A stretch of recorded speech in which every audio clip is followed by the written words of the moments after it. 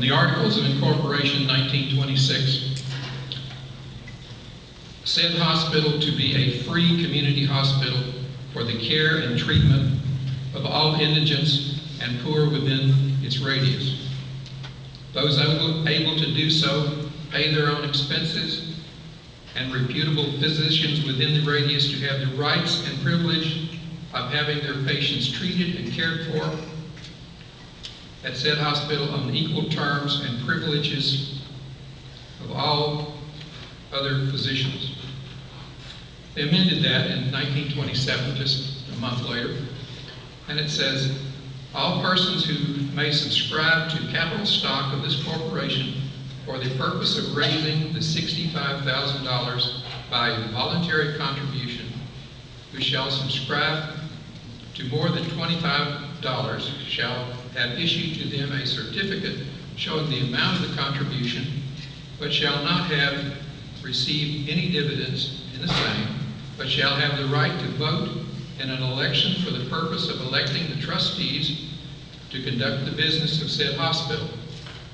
The last Saturday in May of each year is the affixed for the election of the Board of Trustees by those who contributed said funds.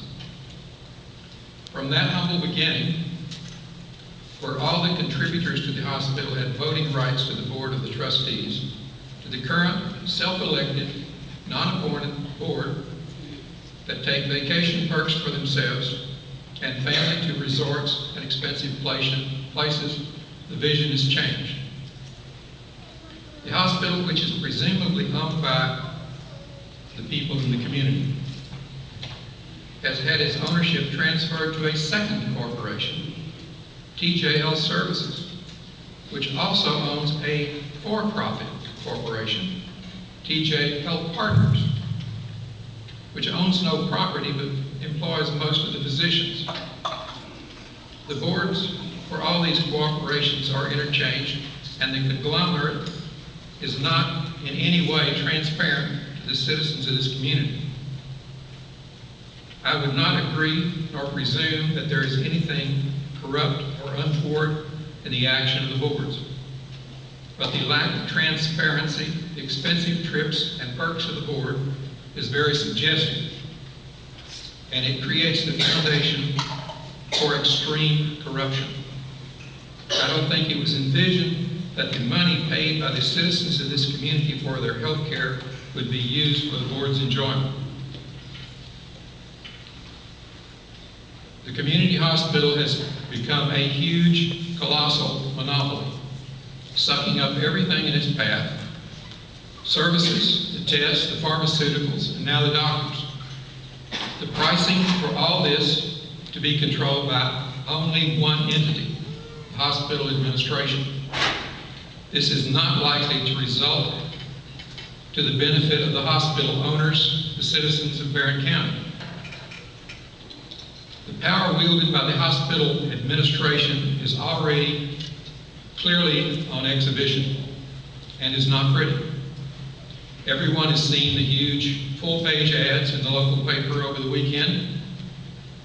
This is nothing less than a manifesto signaling that dissent will not be tolerated, signed by no less than 30 of the medical doctors in this community, and offering very harsh criticism to colleagues unwilling to toe the mark.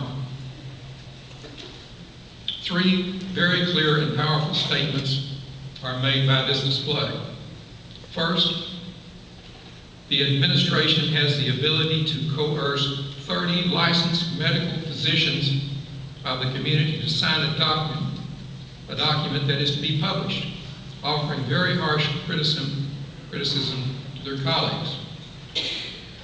For a little more than speaking out, that takes power, lots of power. The second, the willingness to spend thousands of health care dollars to discredit an open forum discussing the concerns. And third, the willingness to spend those colossal sums of health dollars on the back page of a newspaper, a clear attempt to buy the front page. That should scare everyone. I personally don't like this monopoly. It takes away my choices, fixes the prices, and subordinates my friends to an administration that shows too much interest in empire building. An empire that has already accumulated over $50 million in excess cash from its citizens, the citizens that it serves, and is literally unstoppable. The effect that this forum will have on the progress of this conglomerate is purely illusionary. If TJ Health Partners were a partnership of doctors, owned by doctors, and run by doctors, who could object? But it's not. It's coercion by power and money, and it's very wrong. Thank you.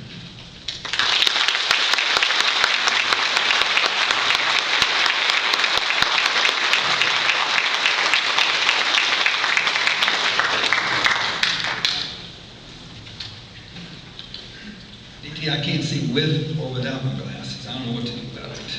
But thanks, you guys, for coming. I came back here in '86, and I never really thought about going anywhere else. And I remember when I was in New Orleans, we had an old fellow that was our boss. Dr. Dunn was just a rough old guy. He's a military guy, he's retired.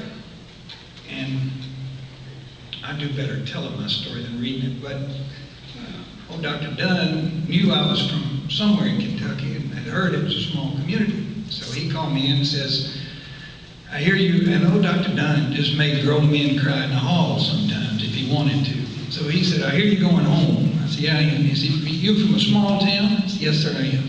And he said, I'm going to tell you two things. He said, never operate on anybody's back in a small town. Because he said, some of them are going to do poorly. And he said, it will ruin you. And he said, never operate on the preacher's wife's onions. Don't do that. He said, that will definitely ruin you. So that's one side of a small town. But the other good sides, you guys are here and you care about this. A few things that we need to remember, that the healthcare industry is in a terrible crisis. And a lot of these things, we cannot fix at all. We can fix some local things. There have to be some issues. You wouldn't be here if there were not. We are trying to make things better. To be given the impression that we are not is absurd to me. We've all got ties here. As I say, I never really thought about going anywhere else. My grandmother's names are on the wall in that place. I want it to be well perceived. The better its perception, the better for me. The worse the perception, the worse for me. I do everything there for 26 years. And my family, I put a hip in my daddy. Why would I not go there unless I had confidence in that place?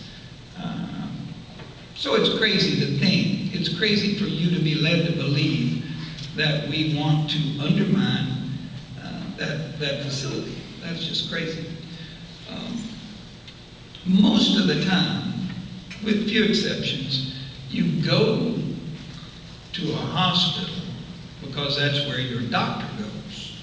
There are exceptions. If you can go to some places where you don't really care who takes care of you because you know at Mayo Clinic or at Vanderbilt you're going to have a person, but you oftentimes don't even know the name of the person. And a lot of the folks that come home, they really don't know who took care of them. They just got their care at a certain place.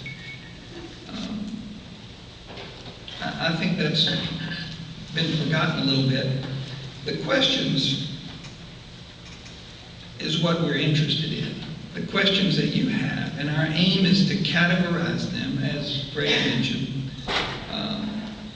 It's crazy to me that this much stink has been raised about a public forum, a well-intending gathering of people.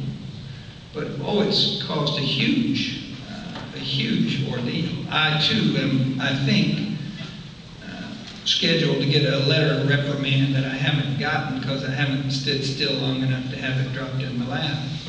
But The meeting that generated that letter of reprimand occurred, I think, last Wednesday night. And last Wednesday night, I was in the operating room with my friend here, Ready, till about 11 o'clock.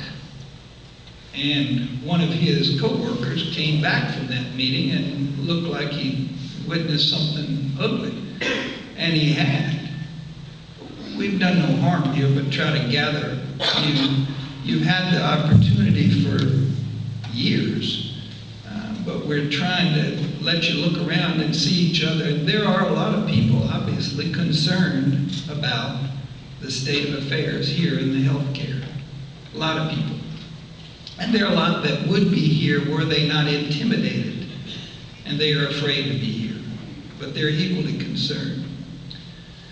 So I was talking to one of my partners last week who has chosen to leave this area, much to my chagrin, and move to an area where he thinks and hopes the climate will be better for him over the next 10 or 15 years. And I was telling him, I said, I got to do this. And most people would tell me, there's no sense in doing this. You're just putting a bullet mark right on your head. Don't go. And I got to do it. So I think we're going to plow on with what we're trying to do. And those old sayings, if you don't stand for something, you'll fall for anything. And the old saying that all it takes for the triumph of evil is a few good men to do nothing. So we're trying to help. This hospital is very powerful, very powerful. On the one hand, that's nice. It can extend a helping hand to someone, as Melissa mentioned, who still has things to offer,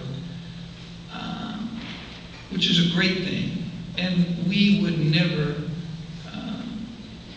criticize anyone for choosing to work with the hospital, to be employed. It's the right thing for lots of people. It may differ, it may be right at some point in your life and not right at others, but we told a lot of our colleagues, it's fine, you do what's right for you. But on the other end of the spectrum, the power to help someone can be a little bit threatening. And the monopoly to which DT referred is concerning. It's possible to be too powerful. The intimidation, the financial pressures, the letters of reprimand for just voicing your opinion. I don't know where that's going to end. I don't think that was the intention of this place when it was started. And if you extrapolate the aggressiveness a little bit, why stop at running healthcare with just doctors? Why not employ some dentists, employ some pharmacists, optometrists, durable medical equipment? Where do you draw the line to where the hospital is beginning to step on the toes of you people who are sort of the foundation of the community? It bothers me. And that's why I'm here. And I'm not able to just